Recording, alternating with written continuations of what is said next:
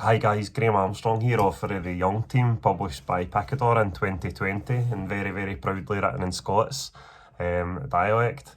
And guys, to be honest with you, I didn't even really know I spoke Scots. My mum would tell me off for saying no and aye, and she was worried that it would affect my prospects in the future.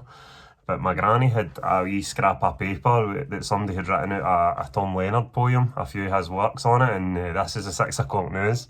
And she used to read them to me sometimes. That was my first exposure to realising that the way we speak is actually, it's an ancient dialect, guys, Scots, and it's an art form as well when it's written down. It's absolutely beautiful.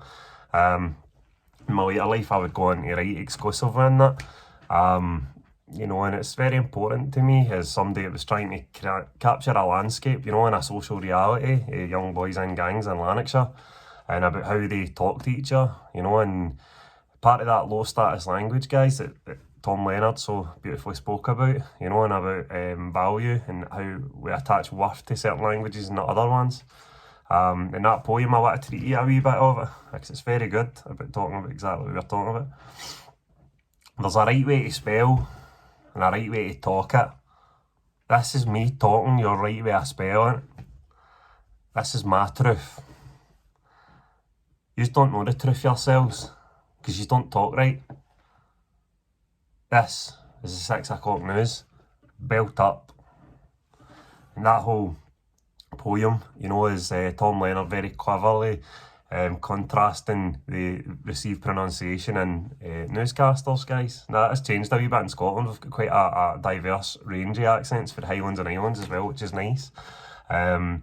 But that conflict of language still exists, guys, and it's a class conflict as well, so it was very important to me.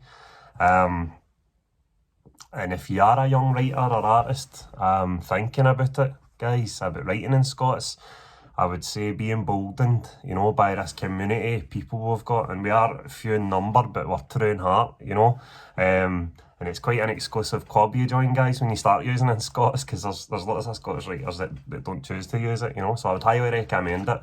Don't be nervous. I was as well, at the start. But it's become part of my identity, guys, as an artist. It's become my hallmark. I'm delighted to use it. And to be honest with you, the patter that we're so famous for as Scots just comes so naturally when you use your own language. So I would highly recommend it, guys. Don't be scared. And you create something that's an additional art. You can write amazing, beautiful stories in standard English, but if you do it in Scots, then there's a deeper layer, go for it. And guys, if that is you, if you're already creating in that, or you're thinking about it as a young artist, there's a perfect opportunity to flex the Scots muscles.